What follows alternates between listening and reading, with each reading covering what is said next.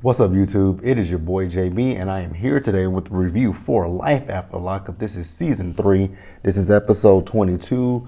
The episode was titled Con-Versations. So, you guys, without further ado, let's go ahead and jump into this episode review, shall we? You know, I'm looking at my face. It looks so much slimmer without all that facial hair. So let's first start up with Amber, Puppy, and a small part of Vincent. So you guys know that Puppy is being released from prison. So we see Amber.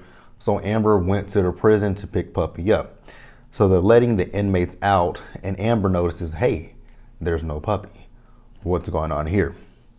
So while Amber is outside of the prison, she gets a call, and they ask, is this Amber? She says, yes. They said, well, you need to pick Michelle up from the, the courthouse. She's like, why? Why am I picking her up from the courthouse? They said, ma'am, just pick her up from the courthouse. I was like, that person was short with her. So, before she picked Puppy up, Amber was talking about how in the prison, some women are gay, some women are gay to release. And I'm just thinking to myself, like, Amber, why don't you just say that you're gay? I mean, it's clear as daylight that you're a lesbian. There's nothing wrong with that. I just wish Amber would stop, beating around the bush. Say you're a lesbian. So she goes to the courthouse and she picks Puppy up.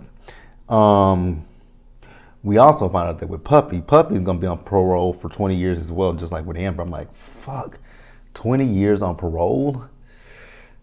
Damn, that mean y'all can't, that literally means that y'all can't do shit. Like, you can't get a speeding ticket, you can't get into a bar fight, you can't do nothing. Like, you can't even sneeze the wrong way, you can't jaywalk, you can't do a lick of shit. But, it is what it is. Now, things that I will say, when, I don't know which one was more awkward, but both Amber and Puppy, when they first saw each other, it was just, really, really awkward. Looking at both of them, like, very awkward. I think it's just because we won't say the word lesbian, and I think that's what makes it awkward, is just that the word lesbian has not come up with either one of them. So we do see them, and they go out to eat with one another, and they talk about the living situation, like what's going to happen. They're both felons. And Amber is not biologically, related to her mom. So Puppy's like, well, we could get married. And, Amber's like, well, I could adopt you. So that brings up Vincent. So, they call Vincent. And before they actually called Vincent, Puppy was like, why? I wish you would try to make that work with Vincent, like sleep with him. She says, well, you could sleep with him. She's like, he's my daddy. I was like, that just sounds so weird. So when they called Vincent, Puppy was talking to him, and she was telling him, she was talking about the money. Now, I still question, how did he adopt her? And then the other question is he a disabled veteran? Is he getting a disability check or something? Like, that's what I'm wondering. Because they were talking about, he said he could get an extra $500. So I'm like, does he get a disability check? That was a question that I had. Does he get a disability check? So when she talked to him, Vincent said he's trying to reverse this whole adoption thing with her, and she tried to extort him for money. I'm like, you do realize that there's a whole camera crew in front of you, right? Talking about extortion. There's a camera crew in front of you, but whatever. But you guys, that's it for Destiny. And wrong couple. Amber and Vincent and Puppy. Let's move on, you guys. All right, you guys, next, let's talk about Destiny and Sean. I'm sick of these two. Stupid. So, Destiny, she finally calls Sean. I don't know how many times he tried to reach out to her, text her and call her, but she finally reached out to him. She finally called, actually in my notes it says she finally calls the idiot. And, she tells him, hey, I'm okay. And she says, you've been blowing up my phone, so I'm just calling you to let you know that I'm okay, and for you to stop blowing up my phone. So then Sean asks her, like, why did you take all your stuff? She says, I took it. What was I supposed to do? Leave it? What was I supposed to do? Leave it when I might be going back to jail. It's fine to take your shit, but you took his shit with you. You took his credit card and you took his car. Again, this man is a fucking idiot. Like, the woman took your car. She has your credit card. She's spending money on your credit card. Obviously, she knows what the limit on your credit card is. Here's what, see, a petty motherfucker like me, if you go in my wallet and take my credit card, once I find out that it's missing, I'm gonna call and have that report that bitch. Actually, I'm gonna get on my phone, report that bitch, lock it for the fuck of it, and then unlock. I'm gonna play with you.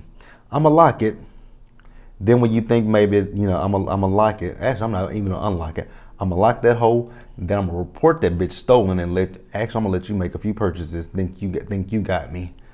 I will let you make one or two purchases. Let you think you got me. Then after I see maybe two purchases go through, lock that motherfucker. Then report that whole stolen, and your ass is going right back to jail. You ain't even got to worry about going to court because you going to jail. So he told her, he found a wrapper for the pregnancy test, and he asked her is she pregnant. She tells him no.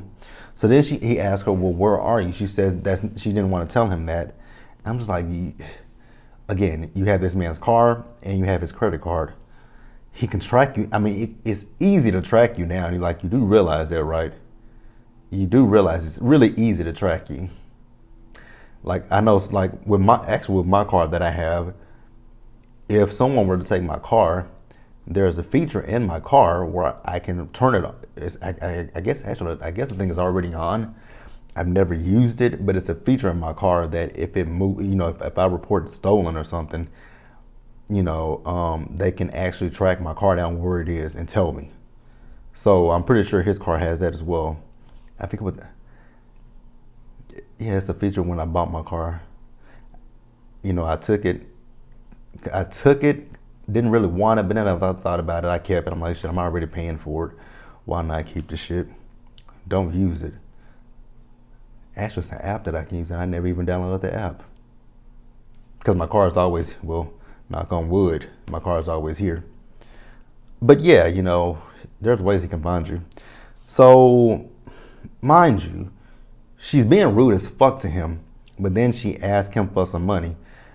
Here's my thing with that. Sean was a lot nicer than I would have been. I would have told her, you know what? The only way you're going to get some money from me, actually, you wouldn't even get it from me.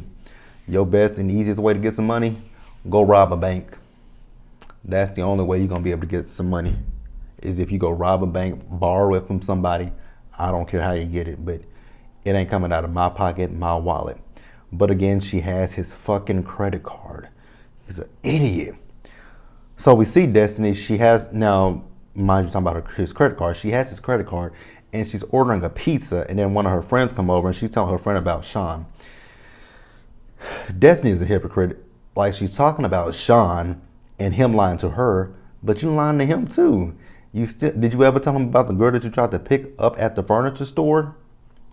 Have you told him that you like women? So you're lying to him as well, and then you texting somebody that's in your phone and it says my babe or my babe or something like that. She irritates me for real. But I don't feel bad for Sean. Like, honestly, I'm gonna tell her, take him for everything that he got. Might not be much, but take him for it. So then we see Sean again. Dude is a damn moron.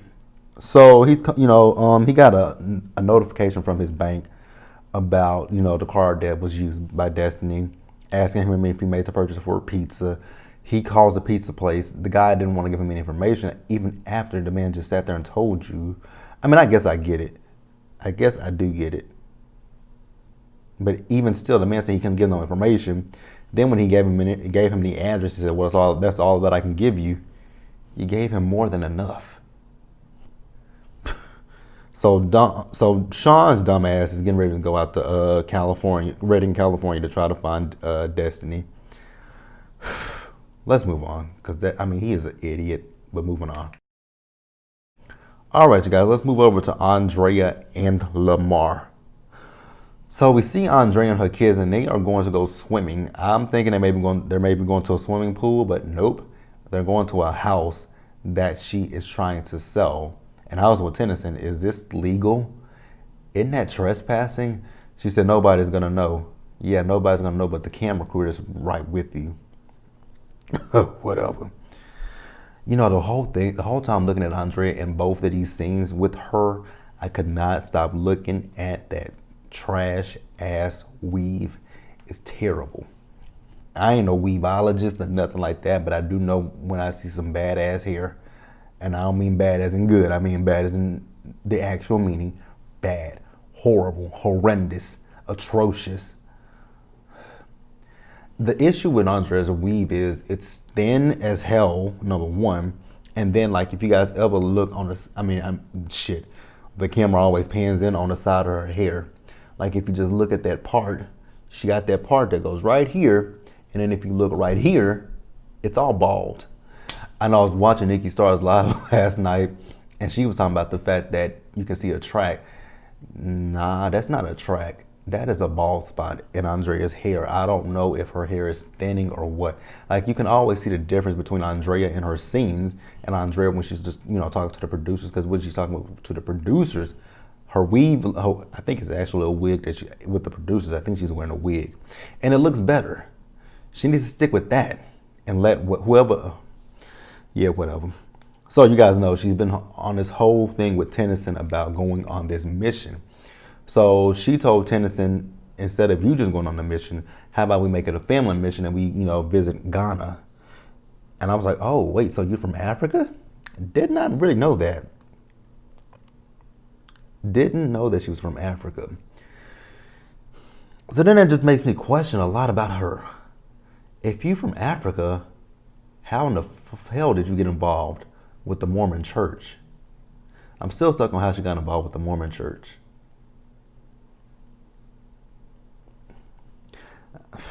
African as Mormon. Girl, I just don't understand it.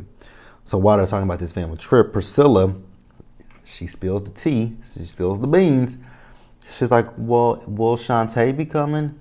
And Andrea's like, how does she know about Shantae? So she tells her, she met her sister because her dad took her. And then she's like, well, did you know? And Niall and Tennyson are both like, yeah. And Niall's well, like, but this ain't got nothing to do with you. I'm like, thank God. It's so sad that the kids got more sense than she does. That is really terrible when your kids got more sense than you do. So now Andrea wants to go confront Lamar. So she does. Producers, y'all shady. Stop showing the side of her hair. So she's going off on she goes over to Dulo's house and she's going off on Lamar. Granted, I do understand one sentiment that she made. One sentiment. Why did Lamar have Priscilla lie to her? That's the only thing that we can agree on, that was wrong for him to have Priscilla lie to her. That is the only thing that we gonna agree on. Anything else, we not gonna agree on because I don't understand it. Like, first of all, what's your issue with this girl? Number two, that is his daughter. So you talking about people, she's talking about the fact that he had to go through her because that's her daughter, but she's also his daughter. So if he wants his youngest daughter to meet his oldest daughter, that's his business. But he could have told you that, but you can't tell him. I mean, you can't keep them from not seeing each other. Like, Andrea's an idiot too. All right. Oh wow, I should have did them first. Let's move on, you guys. All right, you guys. Next, we got Michael and Sarah and Malcolm. It really wasn't much with this scene, and I didn't realize that. I was just going to order what my notes are, but so the weekend has come to a close, and Malcolm is getting ready to head back to Pennsylvania. So Sarah just thanking Malcolm for the weekend. She said he met her family. The girls really like him. With Malcolm, I'm going to keep saying this until he listens to somebody. But I think it's going to be best for Malcolm to focus on himself. And what that means is leave Sarah alone. I get you might like Sarah. You might have a good time with Sarah. But Sarah is playing you. Like, I really believe that Sarah is just using you to make Michael jealous. Like, that's really what I think it is, because Sarah and Michael are just playing this game of cat and mouse. Like, anyone that gets involved with either one of them is going to get hurt in the process. and more specifically, anyone that gets involved with Sarah, because Michael, well, no, anybody that gets involved with Michael's gonna be hurt, because they're gonna have deeper feelings for Michael than Michael's gonna have for them, because Michael's just out here hoeing around and having fun. But I think it's gonna be in Malcolm's for sure his best interest just to, move on, find another woman, because Sarah is not the woman for you. Sarah is hung up on Michael. Yeah, that's pretty much it. Oh yeah, as Malcolm was leaving, Michael showed up to the house. They never even went back to them. I noticed that. Yeah, that's about it for them too. And then let's close the episode out with Quaylon, and Chevelle. Let's move on, you guys. All right, you guys. Next, we're gonna talk about Quaylon, and Chevelle. The way I say it, you would think that's three people, but it's just one person, Quaylon or Quaylin. So, Quaylon or Quaylin, I'm looking at him in his interviews with the producers, and I'm actually also looking at him in his scene at the barbershop. He looks busted as fuck. His hair is bad. His skin. I was looking at his skin. His skin. He's actually. He's gotten darker. Like it's no shade. It's nothing being. I'm not being shade or anything, but he's gotten the shade darker. But I mean, I guess I can understand that. Being a Texan myself, we get my skin. I get darker during the summer. But then he's also smaller as well. So I'm like, damn, is he on some kind of? I just keep looking at him. I'm like, who he looks like to me in the face? He's starting to look like what Lil Wayne's face is starting to morph into. And I don't know if Wayne is back on drugs or not either, but Wayne's face is morphing and so is his face. They have that same, what it is with the face is, it looks like it's sunken in. It just looks like it's sunken in. It looks like, honestly, it looks like they've been embalmed. Not being funny or anything, but he just looks bad. So he's talking to the guys at the shop. He's telling the guys at the shop that he wants to get back with Chevelle. He's also telling them about the conversation, him talking to the girl from Chicago. So they asked him, did anything ever happen with him and that girl? And he is still sticking to the fact that nothing ever happened with him and that girl. But I'm like, that's obviously a lie. Unless that text message that girl sent you is after this shit was filmed. Because in that text message, that girl was asking you, when is she going to get that dick again?